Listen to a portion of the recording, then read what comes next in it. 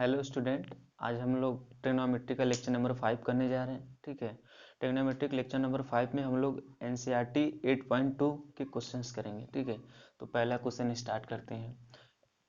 Exercise 8.2 का पहला question. ठीक है, इसकी मतलब जितना भी क्वेश्चन दिया है उसकी वैल्यू बताएं। जैसे पहला दिया है साइन 60 कॉस 30 साइन 30 कॉस 60। ठीक है, तो लेक्चर नंबर 4 में हमने इसकी वैल्यू भी बताई थी। ठीक है, तो इसी के हिसाब से रखते हैं। जैसे साइन 60 कितना होता है, √3/2 इंटू कॉस 30 कितना होता है, साइन 60 वाला मतलब यही √3/2 प्लस साइन 30 कितना होता है 1/2 इंटू कॉस 60 मतलब जो साइन 30 होता है मतलब वही 1/2।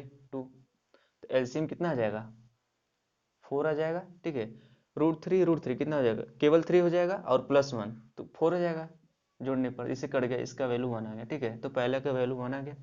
इसको करते हैं 2 tan 45 डिग्री 1 होता है, 1 का स्क्वायर 1 ही होगा तो मतलब 1 प्लस कॉस 30 यानी साइन 60 वाला। तो कॉस 30 मतलब साइन 60 कितना होता है, √3/2 मतलब √3/2 का होल स्क्वायर और साइन 60 मतलब √3/2 इसका भी होल स्क्वायर दिया है। तो देखिए ये प्लस है माइनस है, कट गया। ठीक है, तो इसका आंसर आ जाएगा केवल 2। ठीक है, तीसरा नंबर आते हैं। तीसरा नंबर क्या दिया है, cos 45 कितना होता है 1/√2। ठीक है, सेक 30 यानी जो cos 30 होता है उसका उल्टा है। तो cos 30 कितना होता है √3/2 तो सेक 30 कितना होगा 2/√3। ठीक है, प्लस कोसेक 30 कितना होता है तो साइन 30 का उल्टा। तो साइन 30 कितना होता है 1/2 तो कोसेक 30 कितना हो जाएगा केवल 2। ठीक है, इसके बाई 1 मान लेंगे। इसको सॉल्व करेंगे कितना आ जाएगा 1/√2 बाई। ठीक है, एलसीएम कितना हो जाएगा √3 केवल ले लेंगे, यहाँ इससे कट गया केवल यहाँ 2 प्लस यहाँ पर कितना बचा √3 पूरा पूरा हो जाएगा मतलब 2√3। ठीक है, तो ये ऊपर चला जाएगा तो इसका आंसर हम लोग लिख लेते हैं इधर ही। ठीक है, जगह कम है। ठीक है, तो इसका आंसर हो जाएगा √3 √2। अच्छा, इसमें से 2 भी काम ले लेंगे तो 2√3 1 प्लस √3। ठीक है, इसका आंसर ये हो जाएगा। चौथा वाला देखते हैं। चौथा वाला दिया है साइन 30 मतलब 1/2 tan 45 +1। ठीक है, कोसेक 60 मतलब साइन 60 का उल्टा तो मतलब कितना -2/√3 अपान। ठीक है, सेक 30 मतलब cos 30 का उल्टा तो कितना हो जाएगा, cos 30 कितना होता है √3/2 तो सेक 30 2/√3 प्लस कोसेक 60 सॉरी कोसेक नहीं कॉस दिया cos 60 मतलब cos 60 यानी साइन 60 का उल्टा तो कितना √3/2 कॉस सॉरी सॉरी cos 60 ना मतलब सेक साइन 30 डिग्री तो 1/2। ठीक है, कॉट मतलब 1 ही रहेगा। ठीक है, तो यहाँ पर माइनस दिया था ना। ठीक है, इसको सॉल्व करते हैं। इसका एलसीएम कितना हो जाएगा 2√3, यहाँ पर इसे खत्म हो गया √3 यहाँ पर बचा, यहाँ पर प्लस 2√3 यहाँ से 2 2 खत्म -4 आ जाएगा। यहाँ पर कितना बचा 2√3 एलसीएम ले लेंगे। ठीक है, तो √3 से √3 खत्म मतलब 4, यहाँ पर पूरा पूरा लिखा जाएगा। नहीं पूरा पूरा तो नहीं, यहाँ √3 रहेगा क्योंकि 2 2 खत्म। ठीक है, प्लस 2√3। ठीक है, तो इसको जरा सा खत्म करते हैं।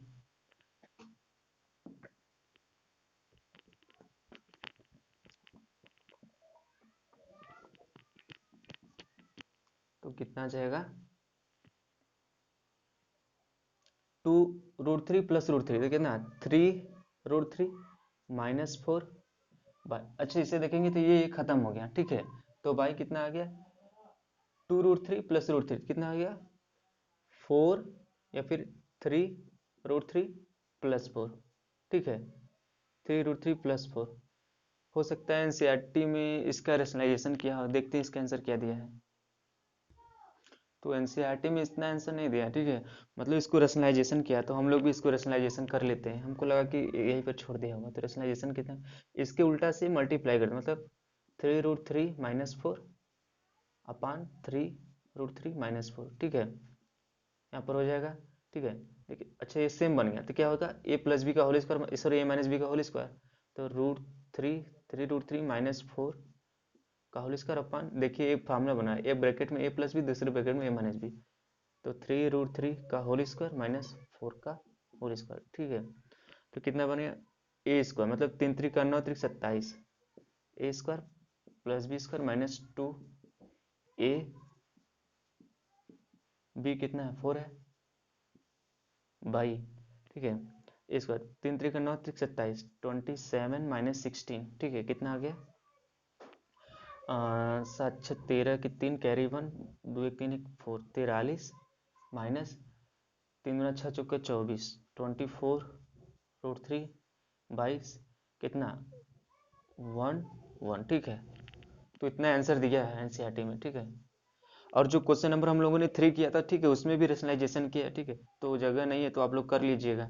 इसको करेंगे मतलब इसको जो दिया है ना, इसको अंदर मल्टीप्लाई करके, ठीक है, इसके उल्टा से ऊपर नीचे मल्टीप्लाई कर देंगे तो आंसर आ जाएगा, ठीक है। अब हम लोग करते हैं क्वेश्चन नंबर 5, ठीक, क्वेश्चन नंबर 5 यही से स्टार्ट करते हैं, जगह कम पड़ेगा तो मिटा देंगे 5, ठीक है।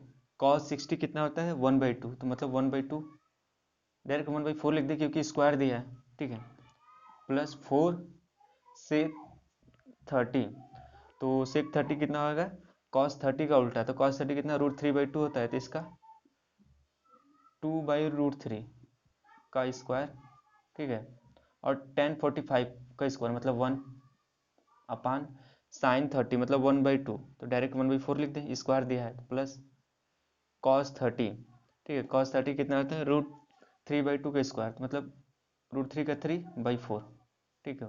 इसको सॉल्व कर लेते हैं, इधर ही इसको ख़त्म कर देते हैं। ये हो जाएगा 4/5, सॉरी 5/4 प्लस, देखिए 2 का स्क्वायर 4 4, फिर इसमें 4 का मल्टीप्लाई तो 16/√3 का स्क्वायर 3, और -1 भी है। और देखेंगे तो इसका एलसीएम लेके जब सॉल्व करेंगे तो 3 + 1 4 4/4 1, मतलब ये यहाँ पर 1 आ जाएगा, ठीक है। थोड़ा जल्दी करते हैं, इसका एलसीएम कितना हो जाएगा 12, ठीक है। तो इसका इसमें डिवाइड करेंगे 3 3 के ऊपर में कितना आ जाएगा 3 5 15, फिर 4 16 चौका 64 -12 कितना आ जाएगा, पहले इसको प्लस कर लेते हैं, 5 4 9 6 1 7 -12/12 कितना आ जाएगा, 9 में से 2 गया 7, ठीक है, 7 में से 1 गया 6/12, ठीक है। तो इतना आंसर आएगा। तो क्वेश्चन नंबर 1 पूरा हम लोग का कंप्लीट हो गया, ठीक है। अब क्वेश्चन नंबर 2 की तरफ चलते हैं। तो क्वेश्चन नंबर 2 हमने बोर्ड पर लिख दिया, ठीक है। क्वेश्चन नंबर 2 में ऑप्शनल है, ठीक है। पहला क्वेश्चन दिया है 2 tan 30 अपान 1 + tan² 30, ठीक है, ऑप्शन दिया है। तो पहले इसको सॉल्व कर लेते हैं। तो 2 tan 30 कितना है 1/√3, ठीक है, 1 + 1/√3 का स्क्वायर मतलब 1/केवल 3, तो 2/√3 अपान यहाँ पर चलाएगा तो 4/3, ठीक, ये यहाँ पर चलाएगा तो कितना हो जाएगा 2 × 3 अपान 4√3, ये इससे कट जाएगा, कितना 2 बचेगा, और यहीं पर √3 से मल्टीप्लाई और डिवाइड कर लेते हैं, ठीक है। तो √3 × √3 क्या है 3, 3 से 3 भी कैंसिल हो गया, कितना आ गया √3/2, ठीक है, √3/2 आया आंसर। तो ऑप्शन में चेक करेंगे किसकी वैल्यू √3/2 होती है, ठीक है। तो ऑप्शन ए कितना sin 60 की वैल्यू √3/2 होती है, और बाकी चार तीन ऑप्शन में तो होंगे नहीं, तो पहले का ऑप्शन ए सही है, ठीक है। दूसरा वाला चेक करते हैं, ठीक, 1 - tan² 45, तो 1 ही होता है अपन 1 + 1, ठीक है, तो 1 - 1 तो 0/1, सॉरी 2, तो 0 आएगा। तो ऑप्शन में चेक कर लेते हैं किसकी वैल्यू 0 होती है, तो sin 90 की वैल्यू तो कितनी होती है इनफाइनाइट होती है, ठीक है। तो ऑप्शन डी में केवल लिखा है, तो दूसरे का ऑप्शन डी हो जाएगा सही, ठीक है। तीसरे में देख लेते हैं, दिया है कि साइन 2 इक्वल टू 2 साइन ए किसके लिए ट्रू है, ठीक है। तो एक की वैल्यू रख के चेक कर लेते हैं। जैसे अगर जीरो रखेंगे, यहाँ पर पहला ऑप्शन में जीरो है, ठीक है, तो जीरो तो 2 मतलब साइन जीरो कितना होता है, जीरो, ठीक है। और साइन 2 साइन जीरो तो जीरो, तो मतलब पहला ऑप्शन ही सेटिस्फाई करे, ठीक है। और बाकी तीनों तो सेटिस्फाई करेंगे भी नहीं, ठीक है। तो तीसरे का ऑप्शन ही सही हो गया। चौथा क्या कर रहा है, 2 10/1 - 10 स्क्वायर है, इसमें भी ऑप्शनल दिया है, ठीक है। तो 2 10 30, तो 2 10 30 1/√3, ठीक है, अपन 1 - 1/√3 का होल स्क्वायर, ठीक है, तो 1/3 आएगा।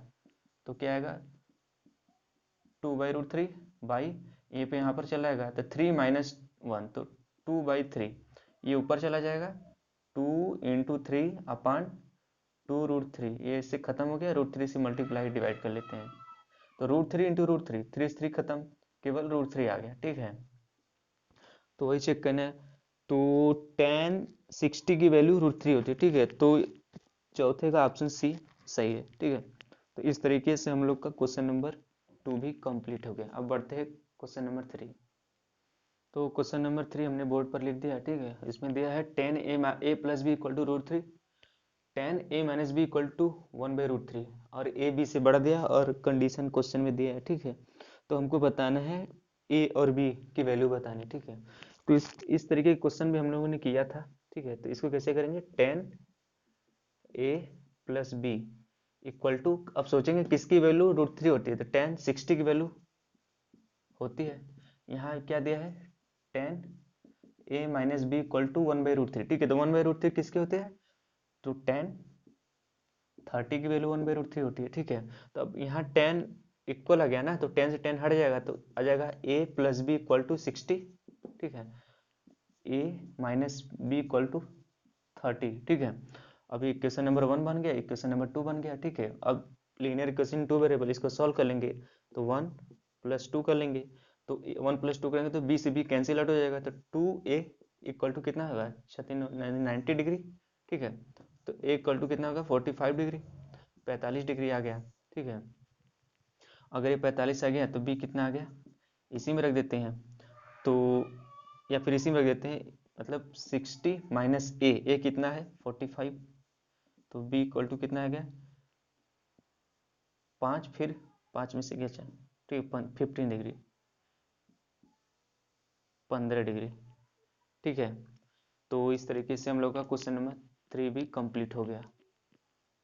अब आते हैं क्वेश्चन नंबर 4 की तरफ। क्वेश्चन नंबर 4 में दिया है ट्रू और फॉल्स हमको चेक करना है, ठीक है। तो पहला क्वेश्चन दिया है sin a + b = sin a sin b, ठीक है।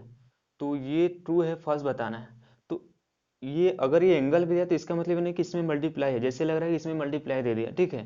तो ये आंसर फॉल्स है।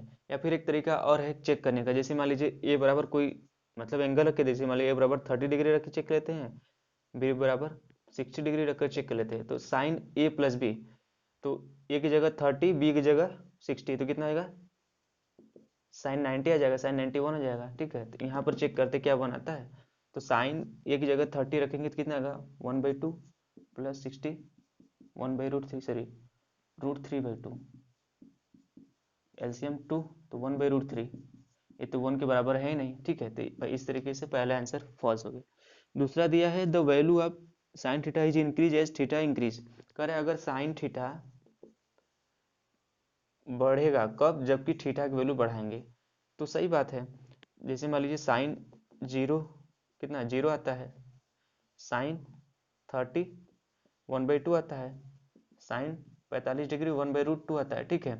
तो 1/√2 से बड़ा है ना, इसी तरीके से साइन 60 √3/2 आता है, ठीक है। तो ये बढ़ रहा है, ठीक है। तो साइन थीटा की वैल्यू थीटा बढ़ाने से बढ़ती है, इसी तरीके से कॉस थीटा की वैल्यू थीटा बढ़ाने से घटती है, ठीक है। तो इसमें तो हाँ, तो दूसरा आंसर सही हो गया। तीसरा दिया है the value of cos theta increase, तो तीसरा वाला गलत हो गया ना, कॉस थीटा की वैल्यू घटती है, ठीक है, रखकर वैल्यू चेक कर लीजिएगा दूसरे की तरह। चौथा दिया है कि sine theta = cos theta for all value of theta, ठीक है। तो ये तो एकदम सरासर गलत है, sine theta = cos theta all value के लिए थोड़ी ट्रू होगा, केवल 45 के लिए ट्रू होगा, जैसे मान लीजिए थीटा बराबर 45 डिग्री रख रहे हैं तो इसका वैल्यू 1/√2 होता है, इसका वैल्यू भी 1/√2, लेकिन 60 के लिए 30 के लिए तो ट्रू नहीं होता है ना, ठीक है, तो हर वैल्यू के लिए तो ट्रू नहीं होगा, इसलिए चौथा ऑप्शन भी गलत हो गया, ठीक है। पांचवा दिया है cot A is not defined for A equal to 0, तो सही बात है। जैसे मान लीजिए कॉट 0 डिग्री, 0 डिग्री कितना अनडिफाइंड होता है, ठीक है, तो यहाँ पर कॉट ए दिया था तो ए बराबर 0, तो ए बराबर 0 रखने पे तो अनडिफाइंड, ठीक है। तो इस तरीके से पांचवा ऑप्शन भी सही होगा, ठीक है। तो हम लोग का एक्सरसाइज 8.2 भी कंप्लीट हो गया, ठीक है। तो नेक्स्ट लेक्चर में हम लोग अगला टॉपिक पढ़ेंगे, ठीक है। इसमें दिया है trigonometric ratio of complementary angle, ठीक है, तो उसके बारे में पढ़ेंगे, ठीक है। Thank you.